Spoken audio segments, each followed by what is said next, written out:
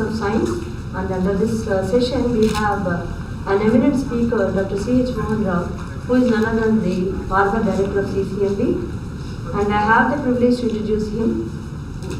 He was the former director of CCMB. He is an eminent scientist, innovator, scientific administrator, and he plays a significant role in popularizing the science among the school students and college students, and not only the school students and college students, but also popularizing the general public through various activities.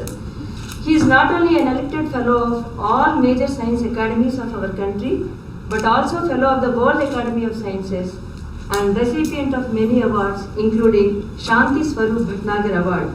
He is currently a CSIR Distinguished Scientist. May I now request Dr. Ahmed Ibrahim, Scientist Sir, and convener of the scientific sessions, to accompany Dr. C.H. Mohan Rao onto the dais to deliver the talk.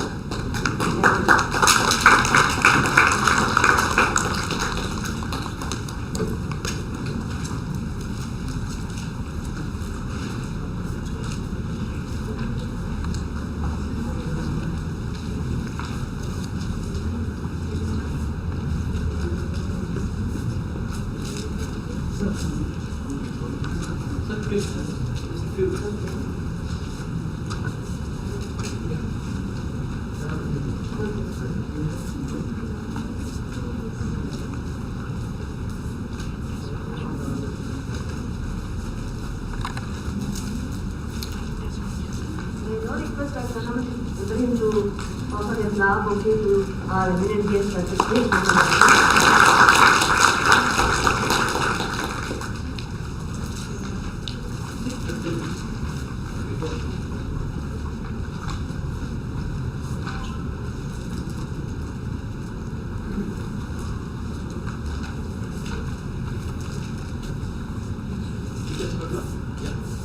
Sir, please.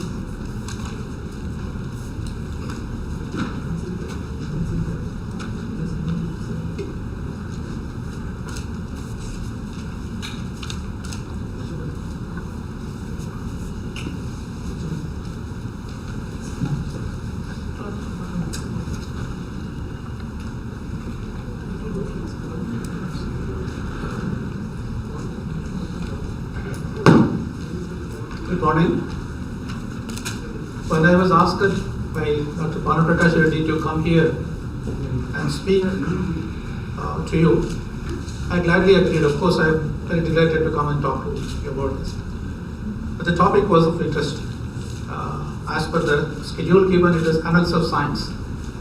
As many of you know, Annals of Science is massive mankind history. Because from the apes to today's flying aircrafts, whatever we have achieved is just because of science and nothing else. So Annals of Science includes everything. So it's beyond anybody's to really comprehend that. Then we talked about Annals of Science of our country. Even that is very great.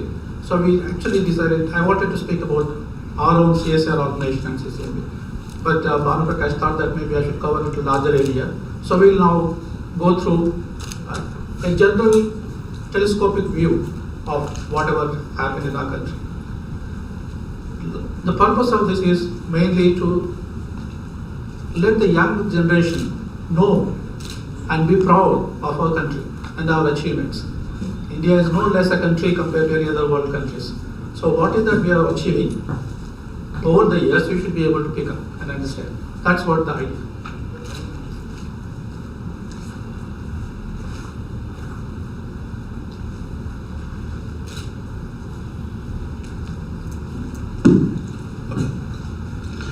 Now let's start. So whenever we talk about India, we have to talk about our past. India has been a knowledge society. When I say knowledge society, it means that knowledge was first priority for the people, other than food. And since ages, there have been so many developments. When we talk about ancient India, we can say pre-Vedic period, Vedic period, and Indus Valley civilization. After Indus Valley civilization, little after that, we had a foreign invaders. Then pre-independent situation we reached. Now, how was those days? what was the major achievements in the pre-Vedic and Vedic period is very difficult to comprehend again. But again, for a younger generation to recollect and remember our past, we should really once in a while touch upon those aspects. So India was the country which discovered number system. We always talk about India discovered zero. It is not the zero that India discovered. India discovered number system, which is position based number system. If I get a zero, left side of 1, it has no value. It is just 1 only. If I get 0, right side of the 1, it will become 10. So the position based number system, decimal number system, was the one which actually India contributed along with 0, of course. If that was not available, do you think your cell phones will work? Your computers will work? Binary number system is position based system, is it not? So entire country, entire world's electronics would not have worked if India did not contribute to the number system. So we must be proud of that. Not only that, counting. How do we count? How much we count? Like for example, you must have heard Laksha, Koti. Koti means 10 to the power 7. It means 1 after 7 zeros. You can put any number like this, bigger numbers. Your comprehension of bigger number depends on your ability to think. How big a number one can think of. Many of you studying science, Avogadro's number. Okay. You know Avogadro's number. Okay. So that's a big number, fairly big number. Now we can think of 10 to the power 62. And Indian ancestor books refer to something called Mahahoga, means 10 to the power 62. That large number was contemplated and used by ancient Indian thinkers. Area of triangle was available, equation for that was available, quadratic equation solutions.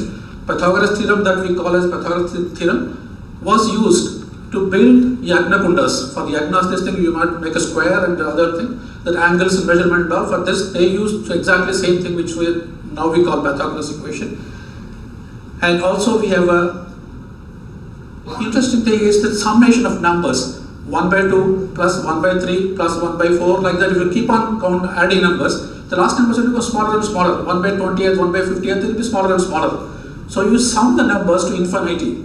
Summation to infinity will give you a certain information. That idea that you can sum up to infinity came from India, from Madhava in current today's Kerala region. Okay?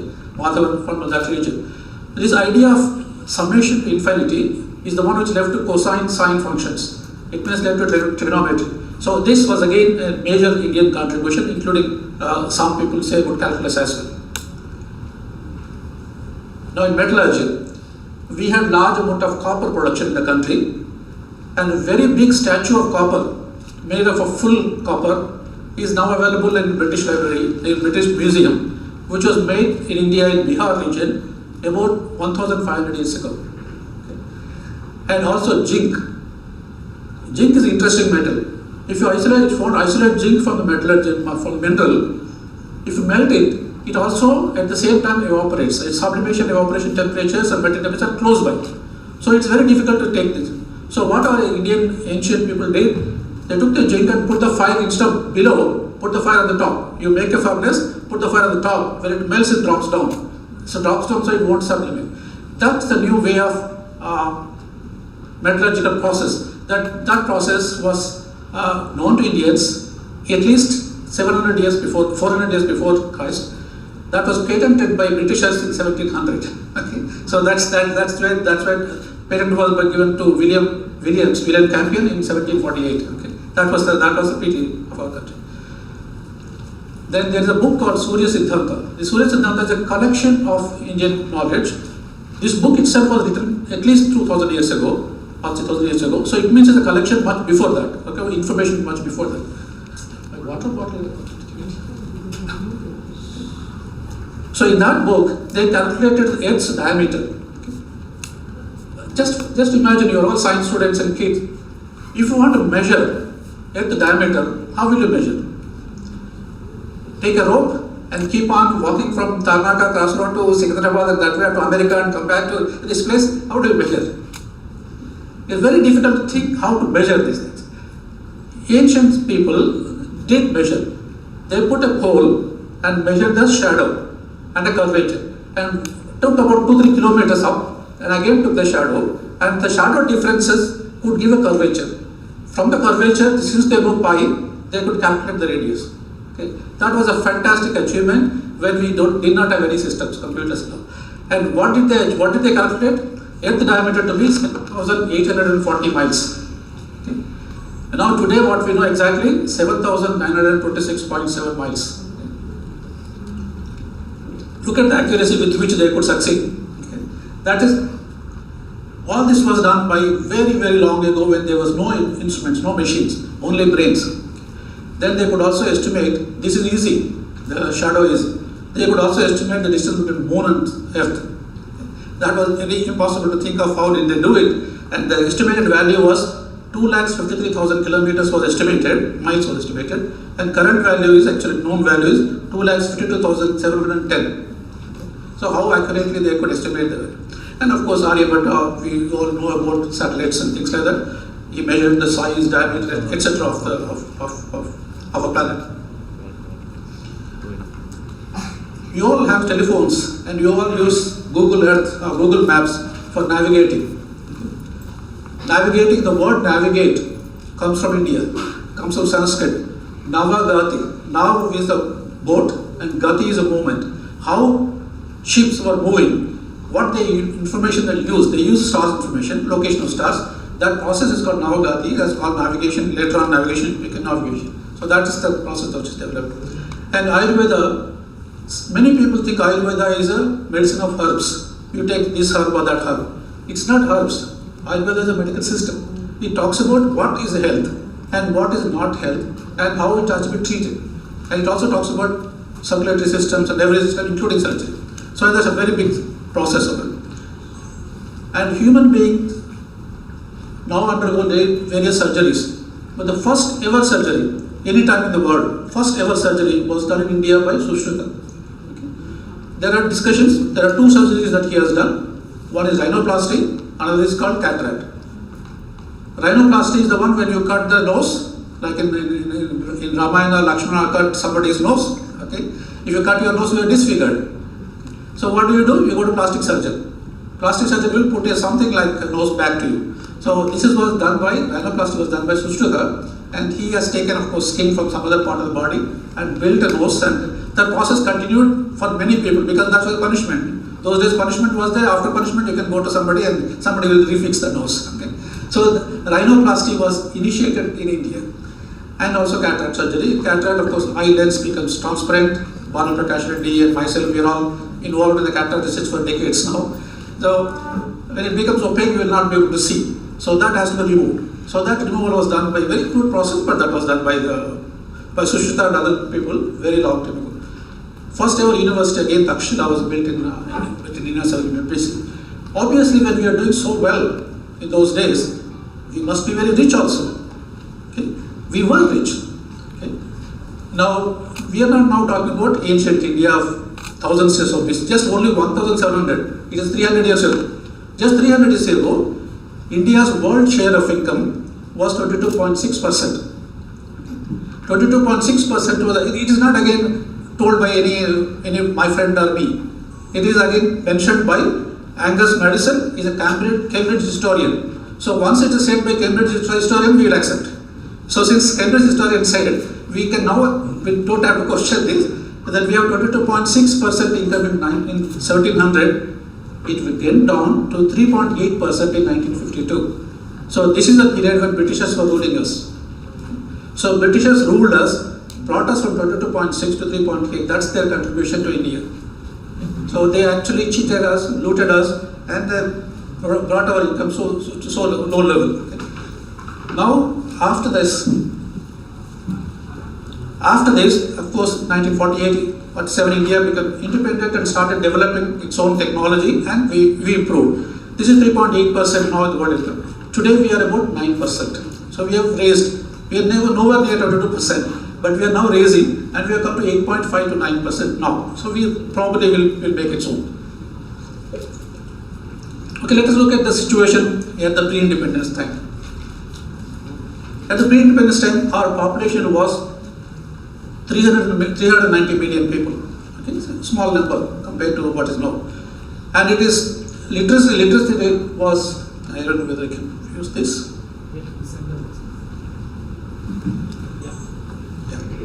So literacy rate was 12%, so low. This is just at the independence time, about the independence time, 12%. And life expectancy was 32 years. Can you believe? Life expectancy at the time of independence was 32 years. But we won't really accept that because all of your grandfathers and grandmothers lived much longer. Is it not? But what do we say? Why do we say this 32 years? Because this is life expectancy calculation is actually wrong, or at least wrongly discussed. It is. There are so many infant mortalities. Okay, all deaths are counted. All deaths due to infant mortality, wars, famine, everything is counted. So that numbers will average out. But still, that's a number that we can take up. And infant mortality rate was high. Another interesting thing is that telephones. In 1950s, just about independent time, we had 1 lakh telephones, approximately. We had 390 million people. It means we had one telephone for 3,900 people. 3,900 people had one telephone at the time of independence. And of course, and we depended on food for US and other countries. And one interesting fact, I did not know that, I just noticed that is that our rupee was not 100 paisa. At the time of independence, 1 rupee is not 100 paisa. It was 64 paisa. Because there are 16 annas. 16 annas per rupee. So that was 64 paisa, that was converted to 100 later on after independence. Because after conversion it's called Naya paisa. Before that was paisa. Because a new thing became Naya paisa. Of course, many of you younger people won't know about that. Okay. Then how are we now today? Our population has grown to 390 million to 1.3 billion, actually 1.4 billion. Okay. Now literacy rate is 74%. Okay. We are 12% at the independent time, we are now reached 74%. And our average life expectancy of 32 years, now it has become 70.19 years. Actually it's 69 years last year. This year's addition it has become 70.19 years. Okay. Now infant mortality has come down to 27 from about 190. And now, as I mentioned, there was one telephone for 3,900 people. Now, how many phones are there per person? So each person seems to be having more than one telephone nowadays. That's where we are in this situation. And earlier people were waiting. Your generation does not know, but my generation people know. Earlier ship was coming from US, which was bringing wheat and milk powder. Wheat and milk powder comes to our ships, then that is one distributed. Today we export food to many countries. Now, how this all happened? Is it happened just because of political will only? It all happened completely and fully because of science and technology. There is nothing else which contributed. Okay, political will may be there, but that actually what contributed is science. So you must always look up to science as a major change, major social change. It's a tool of major social change. That's very, very critical to understand and appreciate. Where are we today in India? Look at Green Revolution. When we were not having the food at all to start with, now the Green Revolution has made us so much food that we can export food outside. Of course, Green Revolution also causes small irritants because of fertilizers and things like that. People will look at it and correct it, but that's a major revolution that comes. Then second thing is White Revolution. Milk production. This all started with a man called Kurian in Gujarat. He started milk production, collecting milk and making dairy farms, and the entire country, milk production and supply and availability has dramatically improved. We call it as a White Revolution. Okay. Then we have Industrial Revolution, which we call a Blue Revolution, but let's say not Blue Revolution. Blue Revolution is used for something else. Industrial Revolution. When I was a child, in India we used to have only 2 cars, Ambassador and Fiat. There is nothing else. Okay. Now today, just look at the market of how many different cars are available in India. Although many of them are foreign origin, but still even Indian cars are there, like Indigo and things like that. Okay. Huge amount of increase in the technology industry has happened. Then space technology. So we are extremely proud of the space technology, is it not? Not only that we are able to send our own satellites, we are able to send satellites of other countries. Other countries who build satellite but they don't have capability of putting into the orbit, or they don't have a time to do it because their other schedules are there, then we can take them and put in the orbit at a cost. It means we are earning money, earning foreign money by putting a satellite in the space made of other countries. Okay? So it is very, very important development that India has achieved. And nuclear technology. Again, this picture is actually called Apsara. This is a nuclear reactor. The nuclear reactor is in Bombay, a place called Bombay. This reactor is first reactor in India called Apsara. Some of you, if you are watching TV, there is a series coming called Rocket Boys. If you have time, you should watch Rocket Boys. It talks about how India developed both nuclear and rocket capabilities. Very interesting story of how Baba and other people worked in that. It's very interesting to watch for. So that's where we start with the nuclear energy and healthcare sector. In healthcare sector, many people won't be able to recognize this. Any of the student can see what it is. Can tell me what it is? Can anybody tell? Student, not the scientist. I know scientists would know. This is the heart valve. Okay. In the heart, blood has to go from one chamber to other chamber, should not come back. Okay. There's a valve. That valve is very important valve. This we have to import. We have been importing for years, even today we import. Those valves are required for country, for people to treat them. This valve is developed in India by Sri Chitra Hospital in Kerala. Okay. This was the first valve developed in India, indigenous valve, very, very less expensive valve. Okay. Cost come down several fold. Okay. There are two reasons. One is cost of production is low, and second is once these are available, American companies have reduced the price because they cannot sell. If you are buying your own one, they can't sell. So they drop the prices. So now it's available for a very low price because of this. So it's a very big difference that what's made. It's not only one. Like this. There will be many, but I'm just quoting few so that you will know what country has achieved. Now all of you know Covaxin. So Covaxin is one of the fabulous success of our country. The entire globe was looking for vaccine. I have heard scientists, heads of laboratory, publicly coming on television and saying no vaccine will come for 2 years. There is no possibility of vaccine coming. That was the time Bharat Biotech Hyderabad fully was developing a vaccine. And the vaccine came with a very short period of time anywhere else in the world. And this vaccine was how much vaccine is now used in the country and how many people are surviving and how we are able to tackle the fight of the pandemic that you all know. And in fact, this happened because of collaboration between institutions. Bharat Biotech is a private company, many of you know. And they need a virus to start the virus. The virus has to be obtained from a hospital patient. So only few labs are authorized to collect and maintain this. So one of the labs was NIV, National Institute of Virology in Pune. They collected the virus and they had viruses. So that virus was given to Bharat Biotech. And using that virus, they created inactive virus. From that, vaccine is created. But when the vaccine is made, when the protein is injected to your body makes antibodies for it. To do that, you need something called adjuvant. You have to add some other chemicals. Actually, alum, patika. Alum is one of the adjuvant. Okay, you can add adjuvants. There is a modified adjuvant required for this particular process. That adjuvant was available only in US. So US was giving us first batch of samples, US provided. Then US said we are not able to give. Okay? Then how do you do? How do you produce vaccine in our country? IICT, laboratory for 2 kilometers from here, IICT developed a method for producing the adjuvant within 45 days in our country. They sat in the lab. All the scientists just stayed in the lab. They did not go home.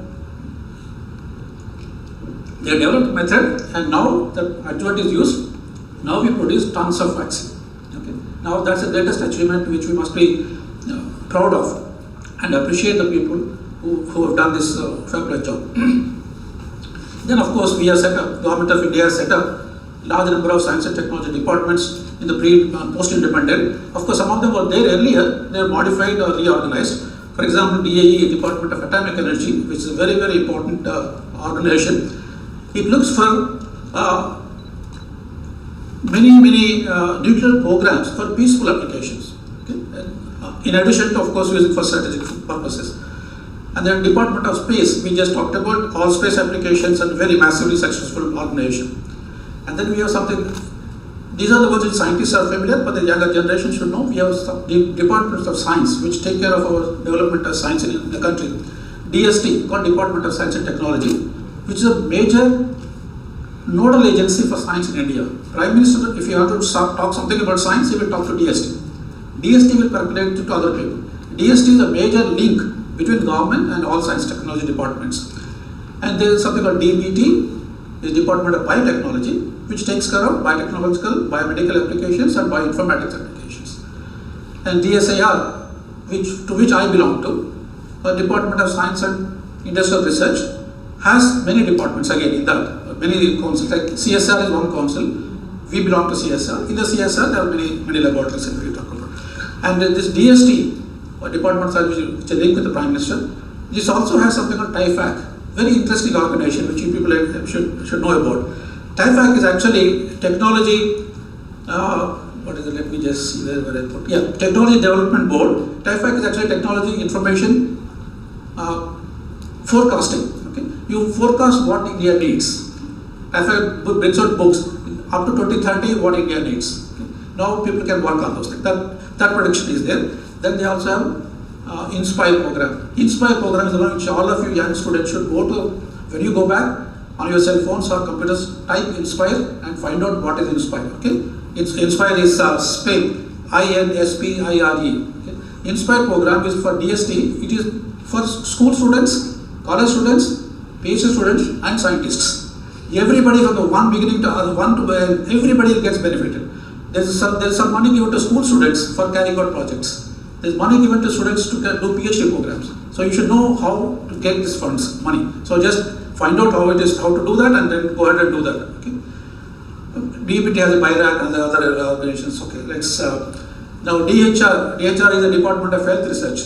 To ICMR, Indian Council of Medical Research, actually reports to or belongs to DHR. This building, NIM, National Institute of Immunology, Nutrition, is one of the ICMR laboratories. Okay. It has several laboratories across the country, and there are many other major activities. There's something called DARE. Is agriculture.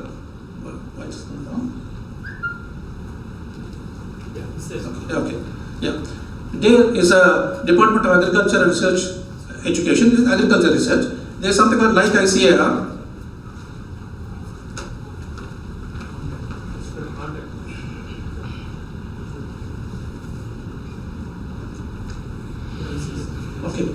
Like ICAR, in the ICMR, Indian Council of Medical Research, like ICAR is there, Indian Council of Agricultural Research. That is very important organ, that is under there. Now, let's see some of the departments.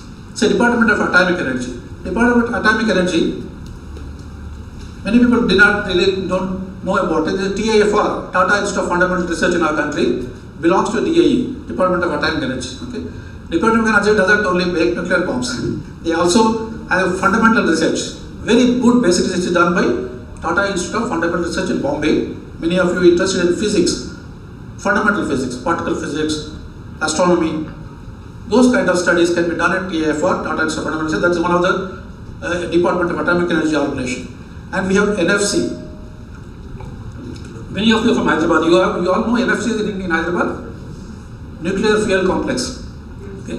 Nuclear fuel processes nuclear fuel, which can be used for reactors. Okay, this happens at Hyderabad.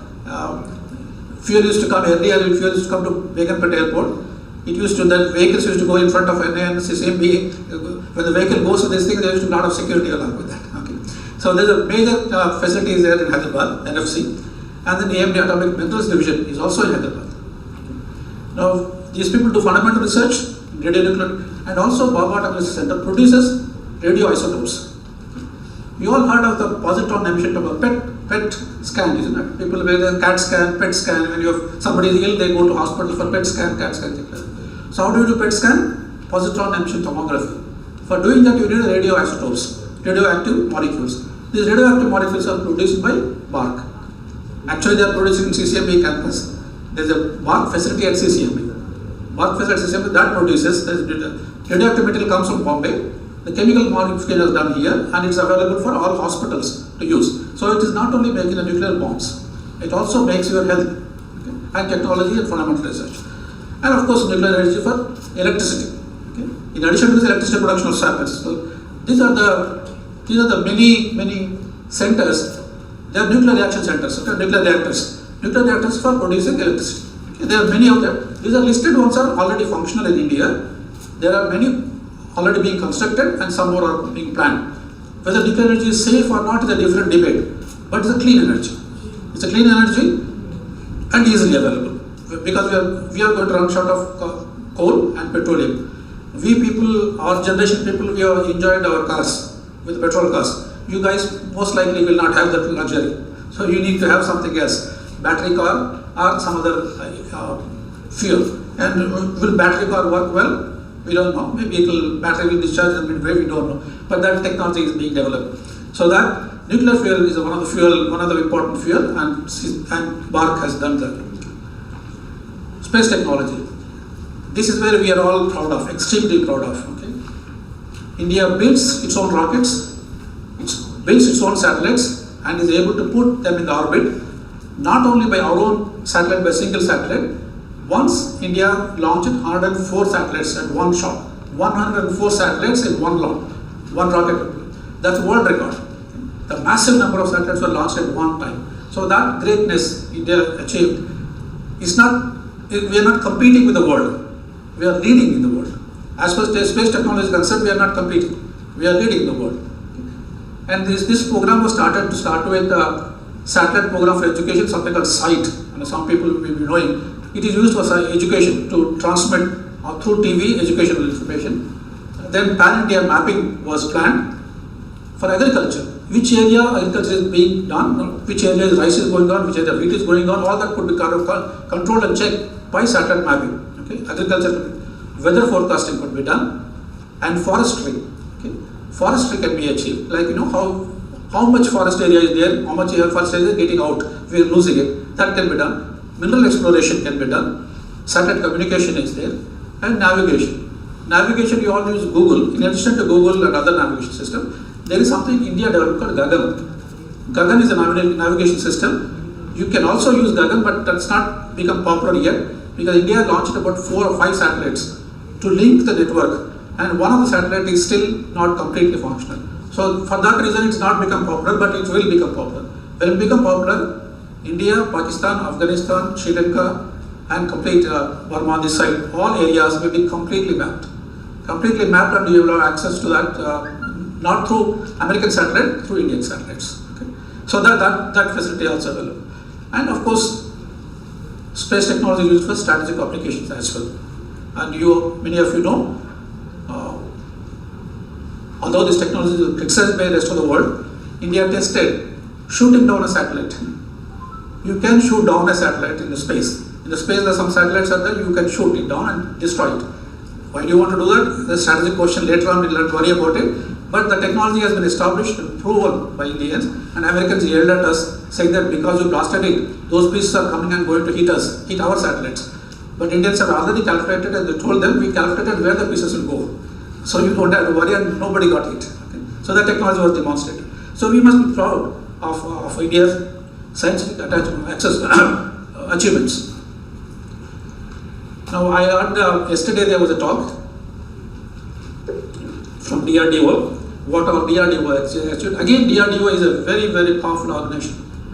Their motto is Balasya Mulyam Vijnanam. What they mean is that the science is a strength. That's it. Science is strength. Okay? The source of strength is science. That's the motto. With that, they develop technology, and of course, DRDO develops not only the peaceful nation as well as in the wartime. And they have been developing very many things. And yesterday, some of you, if at the present, you must have heard about Agni, missiles like Agni, Prithvi, Shaurya, Rudram, Pinaka, and BrahMos. BrahMos is a very, very tactical, very important missile that Indian system, India has, and many more. Many more systems are developed. Sir, all the models are there. You can see the all the models are there. Yeah, very, very nice. So you people should see here. The organizers are telling me that some of these models are there, so you can actually see these models. Of course, they must model. These are very, very powerful technologies. This include chemistry, physics, computation, and everything. Don't be linked to only your class. You studied biology, so I don't need to understand electronics. I'm studying mathematics, so I don't understand biology. That please leave that. Today's science and technology links everything. Biology to physics, chemistry, everything is linked up. For example, a satellite, if you have one missile has to go, you need a fuel. Fuel is a chemistry, burning fuel. Then it lifts up into shape, rocket shape, requires steel dynamics. Okay. Then it has to be controlled. You need electronics. You need a communication. The information has to move from one long distance. It has to identify the target. So you need an image processing system. After identification, it has to hit. Okay. Now every technology is utilized for developing these systems. So today, if you want to succeed, you must be open. You must learn mathematics, physics, chemistry, botany, zoology, information science, everything. Everything you have to learn. Okay? Don't be restricted to any one of them. And of course, as I mentioned, DRDO has been fantastically successful organization.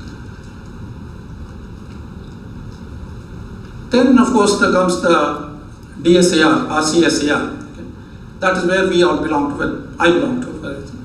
Now, DSAR is a department from the government of India. It's a department of science and technology. Again, younger people, again, here you to understand. In India, we have parliament and we have ministries. Ministries, all ministers, you know, education minister might not have studied, went to college school at all. Okay. So the ministers really are there, but they really don't do anything. We have departments under ministries. Each department is headed by an expert.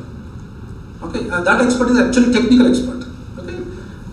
For example, DSAR is by somebody called Shekhar Monde. He is a scientist. DST is headed by a scientist. All these scientists will head these departments. Okay. Now, under the departments, councils, other things will be there. Okay. Like the DSAR is one of the major things.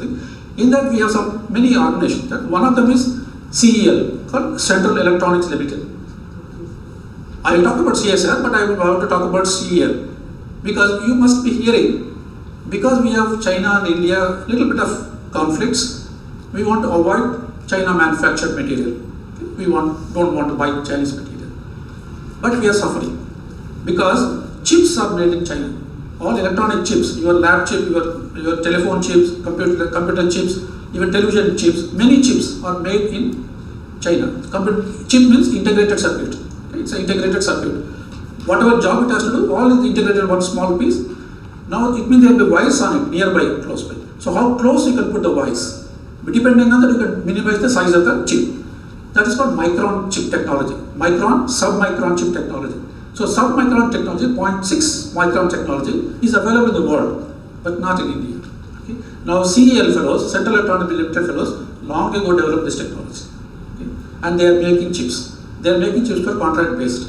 Now that country needs, now they can accelerate. They can accelerate and make the chips available so that we don't have to depend on India. So now you see how much technological advancement is already we have. We did not use yet. Such things are possible.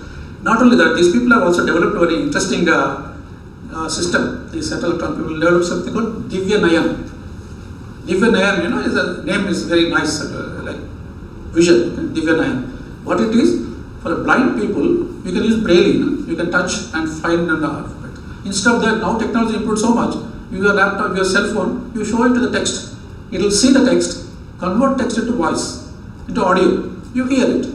So you don't have to touch and see the Braille.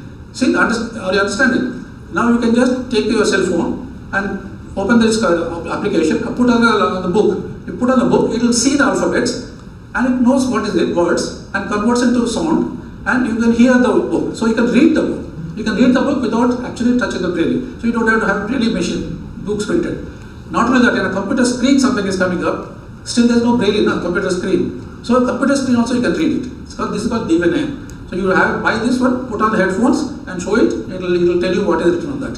So that's a fantastic, simple technology, but that is developed by our people. Then let's come to CSR. Now CSR is a very, very wide organization. Wide organization, we talk about microbiology to aircraft design. Okay. CSR control covers from, for example, like NIN here. NIN is concerned about nutrition. Now, space technology, concerned about space technology. But unfortunately or fortunately, CSR is concerned about microbiology to aircraft and missiles. Okay. Everything is covered on CSR. It's a very, very big organization. Perhaps the biggest organization in India. It has 38 laboratories across the country. And there are 39 outreach centers and 3 innovation complexes across the country. So very, very big organization. Okay. and wide spectrum of technology, as I mentioned, from radio and space tech physics, oceanography, geophysics, chemicals, drugs, genomics, biotechnology, nanotechnology, mining, aeronautics, instrumentation, aeronautical engineering, and information technology. So there is no area that is not there in CSIR, no new scientific area. All laboratories will take care of one aspect. So we have actually 7 verticals and things like that. That's not good details. So each laboratory has many achievements in that. And what is that CSIR has achieved? So now when we talk about science and technology development in the country, I cannot tell you about what my fundamental research is. So when I am doing my basic research, I am asking questions of molecular level to find out answers. This answer is important for me, and important for the development of science, but not for the man on Tarnaka Street. See, man on Tarnaka Streets want to know what is that you have done for me. Okay, did you build a flyover, or did you build a faster aircraft, or so? That's what they want, or a medicine. They don't want basically. So I only want to tell you about what we achieved in terms of technological measures. Like there's an aircraft called Saras. Okay. Saras is an aircraft which is a passenger aircraft. India doesn't make any aircraft so far. You know, you deal with Jumbo Jet, Boeing, all this thing we hear of the foreign country names only. India doesn't make any aircraft so far. So NAL, National Aeronautics Limited, and HAL, Hindustan Aeronautics Limited, together they built an aircraft called Saras. Okay. The prototype is developed and already launched, and Indian Army is going to buy those aircraft. So aircraft will be built in India. This is done by CSR Technology because the NAL is involved. There is something called Drishti. Again, many of you people who use airplanes for traveling.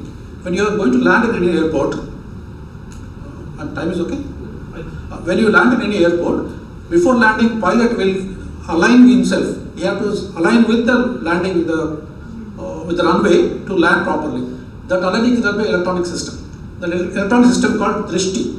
Indians developed. This system was imported, of course. Imported. All airports have the imported systems. Because of the imported system, the maintenance money also we have to keep paying.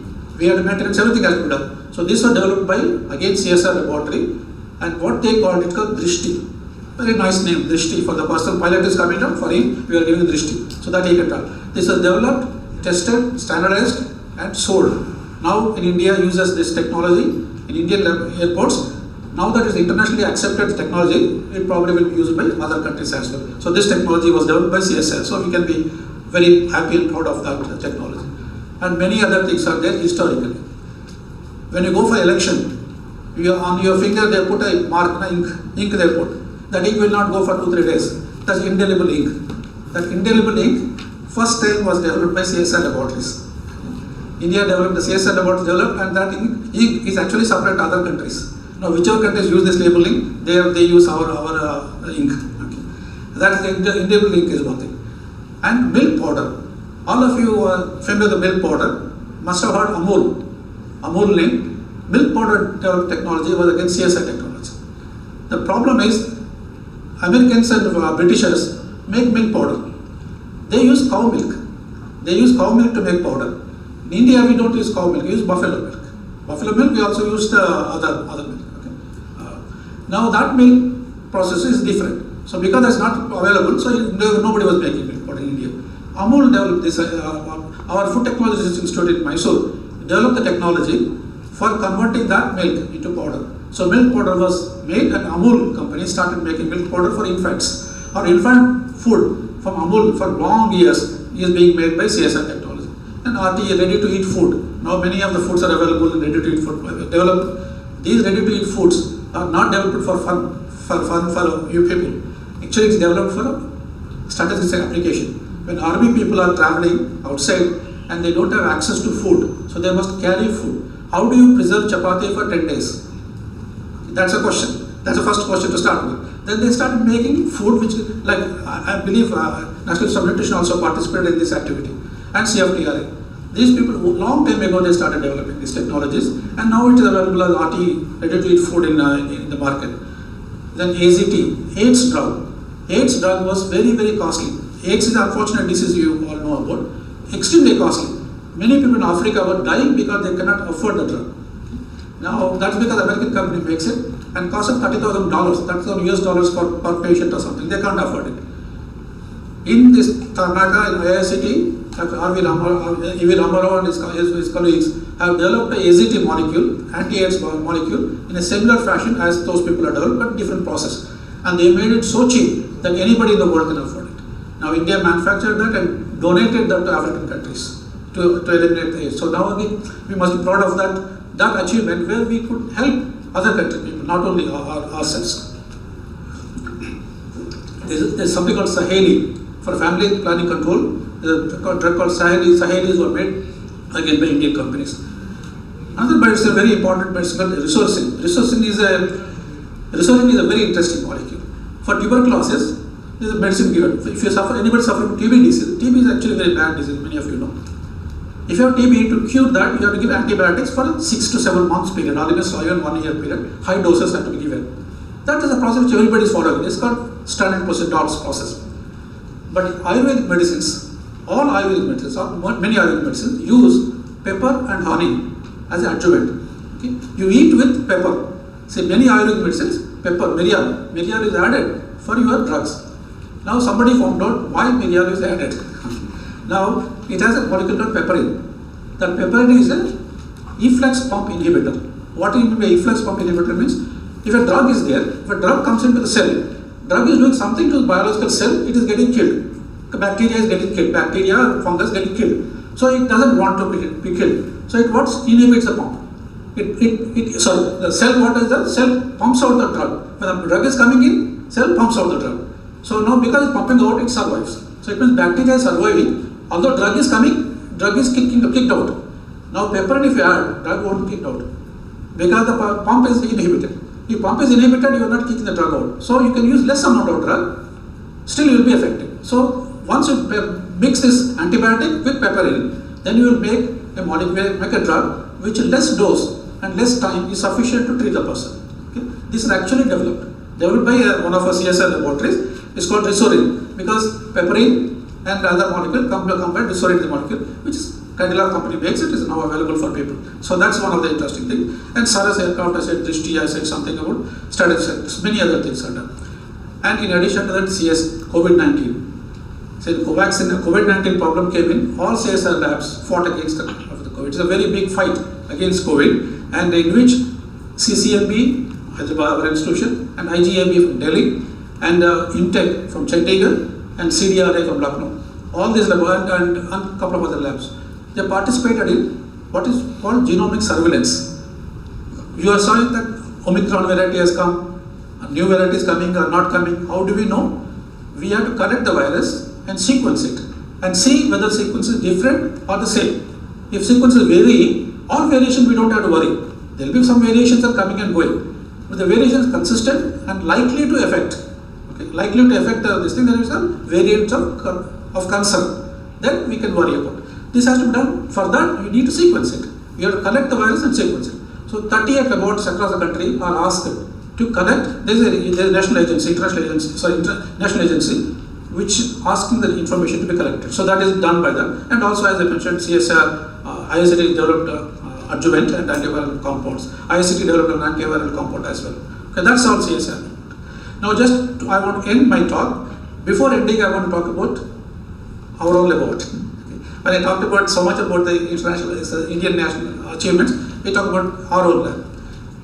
Our own lab, CCMB, where I've been working, you must allow me to speak about CCMB because I am with the CCMB before its inception. CCMB is about 3 decades old. I'm all 30 years I'm with CCMB. 7 years out of that, I was a director of that institution. So I'm associated with that institution. What you see in this picture is, this person is Francis Crick. You know who is Francis Crick? No? I want students to say, raise the hands whoever heard of Francis Crick. No? Oh my God, okay. DNA double helical structure? Do you know DNA double helical structure? Raise hands, how many people know DNA double helical? You heard DNA double helical structure. Okay. DNA double helical structure was discovered by Francis Crick. Jim Watson and Francis Crick. Okay. This is the man as Francis Crick. The picture is actually in Gandipet in Hyderabad. Francis Crick was visiting India 35 years ago, probably 40 years ago. When he was visiting India, other person next to him, many of you don't know, is Dr. Bhargava. Dr. Bhargava is the founder director of CCM. So these two were chatting over tank by Usman Sagar in Gandipel, and Bhargava was mentioning to him that India doesn't have molecular biology laboratory. Okay? Then they said we should set up a molecular biology laboratory. By the time there is something called NPL, National Physical Laboratory. There is something called NCL, National Chemical Laboratory. But there is no NBL, there is no National Biological Laboratory.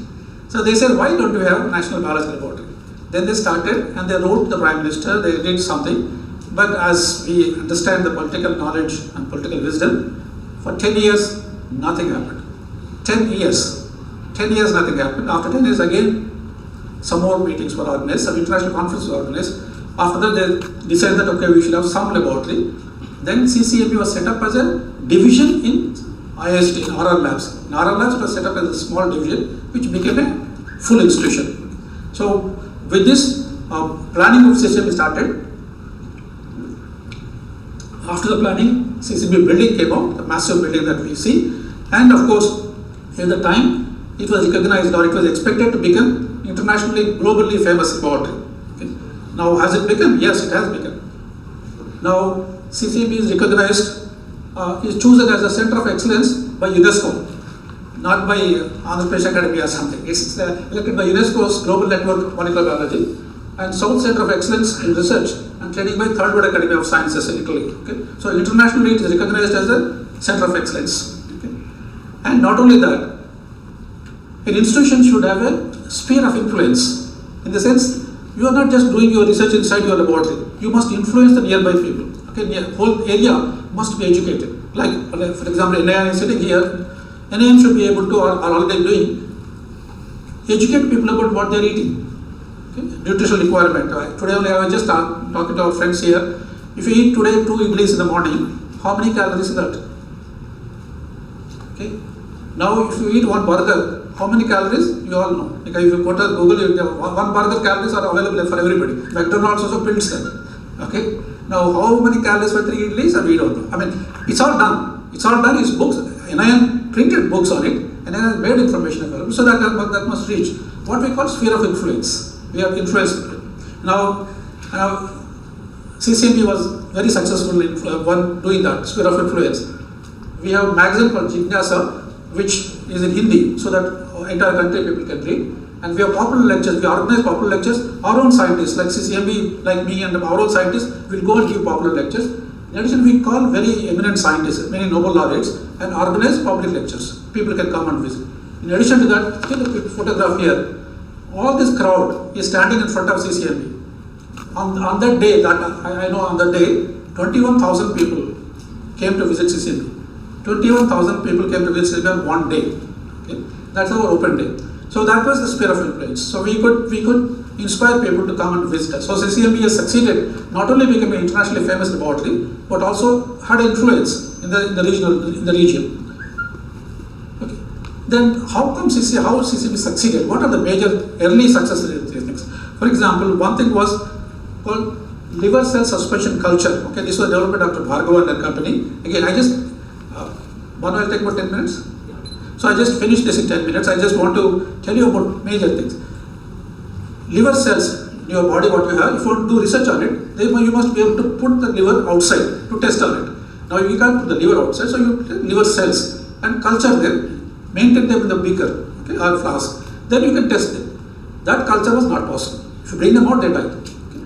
Now, CCMB scientist Dr. Bhargava and other 35 years ago developed the technology for culturing liver cells. After that, there are many cells can be cultured. These also could be cultured. This paper they published is even today the largest cited paper from India. Okay. Highest cited. And there's something called seminal plasmid. I will not talk about it. Mode of action of anti-malaria drugs. This work was done by me. How, when you give chloroquine like molecules, how malaria gets treated. What happens in the molecular level, we worked on that, mode of action of how these drugs would work. I worked on it long ago, part of my PhD work, and it was published in International Science Journal, so we could get a good mileage out of that.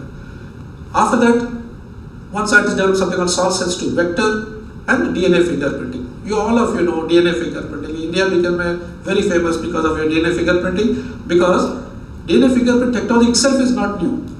CCM did not discover DNA-FICM technology, it was available, but it is made in India so that Indians could use it. And Indian courts, Indian law code never heard of DNA fingerprinting. So they have to be told what is DNA fingerprinting. All that was done by CCMB by Dr. Lalji Singh. Dr. Lalji Singh himself visited courts and communicated and convinced the people that DNA fingerprinting as an evidence. Okay. That was one of the technology development. And after that, of course, over the years made many contributions and things like that. Cell biology, molecular biology, structural biology, genomics and proteomics, many of these things are done. Okay. So one of this thing is proofreading in proteins. Again, because you people did not even hear about DNA structure, things like that, you won't know this. But amino acids are made, proteins are made by amino acid combination. Amino acid will be selected by a DNA molecule. How does it select is a question that was addressed by one of our scientists. We'll skip these points. Oh yeah, this may be interesting for you. Where did we come from? All Indians, we are Aryans, Dravidians and things like that. There's an idea that people talk about. There were some Indians living in the continent, and Aryans from Europe, Central Europe came and attacked us and pushed South Indians down, all black people down, darkish people, and the Vindhyas, above Vindhyas and Aryans, and all this theory was developed by British people, which is all complete nonsense. There is no such thing, no invasion took place. So this work was published by, again, Dr. Lalji Singh group, long time ago, by looking at the DNA sequence of people. By this, what it was shown that 65,000 years ago, not Britishers, not Central Europe, 65,000 years ago, when initially people coming out of Africa, one branch came from one direction, another branch came from another direction. These two ancient population, they merged together. Right now there is no variation, including Muslims, Hindus, different castes of Hindus, all the Indians, DNA is almost comparable. Okay, that was the paper which came up, and we will skip these things. I think we'll skip this. And then some of the application that we talked about is a vaccine called hepatitis vaccine. Okay? Hepatitis vaccine costs 2,500 rupees per person. Long time ago.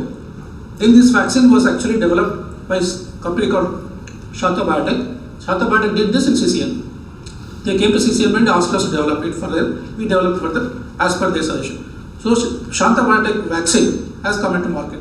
After the vaccine came, the cost of it is now 300 rupees. Actually it's 100 rupees now, but let's say 300 rupees. 2,500 rupees per person has become 300 rupees. It means we are saving 2,200 rupees per person. What's the population of India? 1.4 billion. If 1.4 billion people, 1% of them, not many, just 1% of 1.4 billion people have taken this vaccine. Multiply that 2,400 rupees. Okay? It is thousands of crores of rupees saved. This happens every year. Every year people get vaccinated. I mean, as new people are coming, new vaccine keeps coming. So we are saying thousands of crores of rupees to the country by just one vaccine development. Okay? That's one of the major achievements that what India CCMA could do. And this again my own work, which we developed a chip, eye chip, for identifying what infection is causing eye infections. This is ophthalmic infections. Actually it's for ophthalmic as cerebrospinal infections. This chip was made and marketed also, and it's recognized in India as a product of the year some time back, and also Asia Pacific Biotechnology. In the Asia Pacific region, not only India, it was recognized outside also. Then India CCMA developed some improved submosely rice. The rice that you eat, submosely rice that you eat, that can be infected by bacterial blight. When bacteria attacks that, yield will go away. Like some of you can see this yellowish color. The field will become yellowish color. If it becomes yellowish color, which attack, yield of that area, that field will go down to something 20 to 30%. Okay, all the yield will do. There is no medicine, no spray, nothing will work for it. There is nothing which will work. So CCMB people have developed a rice variety which is 100% resistant to this. Now, if you use that variety, no bacterial blight will come. Okay, it was so interesting. I was director at the time. It was so interesting to see that in one village, we could convince one person for 2 acres. 2 acres of land, we asked him to grow our this thing. And he put 2 acres. Unfortunately, that year, blight attacked that area. The entire area became yellow. Only 2 acres was green. Only these 2 acres, that photographs were published in newspapers. It was so nice. Now today, hundreds of thousands of hectares, this bacterial blight, this resistant variety is being used. Okay? Now we save loss. It's not the production did not increase. Production has not increased, but we save or prevent the loss. So that is one of the very interesting that could be done. And then apples. Whenever we talk about apples are coming from Kashmir. Okay? But can we grow apples elsewhere? So CCMA scientists have looked at the apple germplasm and looked at which can be grown. And now we can grow apples in Hyderabad and also in Vishakhapatnam. In Vishakhapatnam called Lambasingi and Vishakhapatnam in Hyderabad called Donnora village. Both the places apples are already started growing. Okay. This is another nice thing that happened because of science. And we have something called Laboratory for Conservation of Endangered Species. I will not talk about this. But one thing which we did is that fighter planes, aircraft, the defense aircraft people, when they fly, fighter jets when they fly, the birds will hit them. When a bird hits the windshield, then actually a major accident takes place, a flight will land and crash there. So this has to be prevented. So how can we prevent a bird hitting? Okay. Now CCMB people have developed a barcode technology, barcoding all the birds, barcoding all the plants nearby, and given an idea what type of trees you should grow around the airfield so that the bird hit can be decreased. Okay. Look at the knowledge, how we can use the scientific knowledge to solve a bird hitting kind of problem. And eventually, the Indian Air Force wrote to CCMB thanking us, and they said reduction in quantum of damage to aircrafts. A massive reduction in quantum of damage is actually succeeded in that. So that type of research is possible. Now I will end this talk because I have given you examples of how ancient knowledge was there in India. We must be proud of our knowledge and be ready to again achieve that capability. You must be able to do that, and we will do it. We will do that, and young generation people should do that. And don't ever say that I don't believe in structure, I don't know system. Please go and read.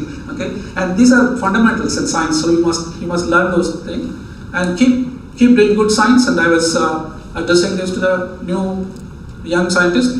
We should do quality basic science. When you're doing, do very good basic science. Don't just fill the gaps.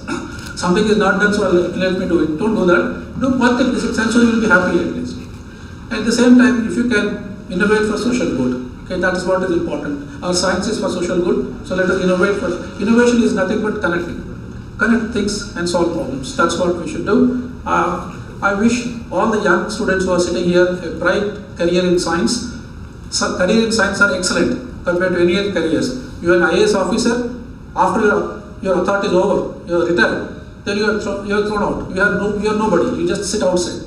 If you are a scientist, an Einstein or a Argobind Khurana, whether you are retired or not, working or not working, doesn't matter, is it not? You are always a scientist. Okay? And you always make contribution to the development of society and to yourself. So choose science as a career, and let's be proud at this moment of 75th year of independence that we have achieved good in science, and we will continue to achieve, and we will become the superpower soon. Thank you.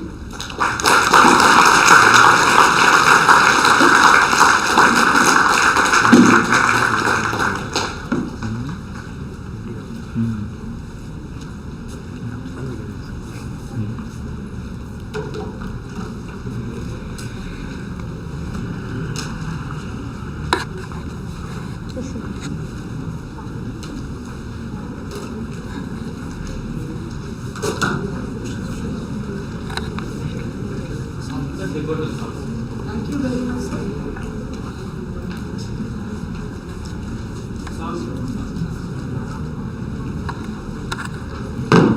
On behalf of the organizing committee and on my own behalf, I thank sir for giving an informative and vast lecture. And starting from ancient times till now, how the science has made progress and development. Thank you very much, sir, once again. And I hope all the young generations have enjoyed his lecture. Let us give him a big round of applause.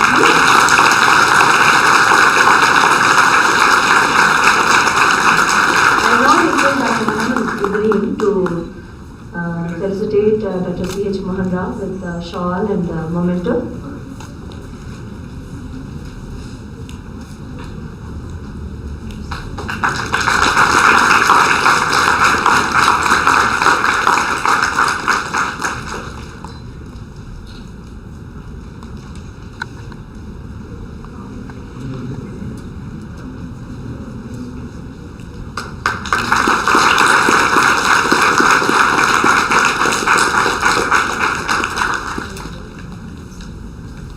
We are breaking for small groups.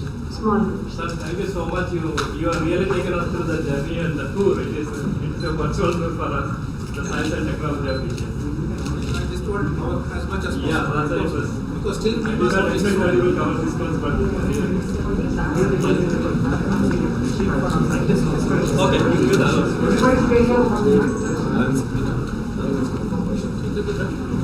Oh, yeah.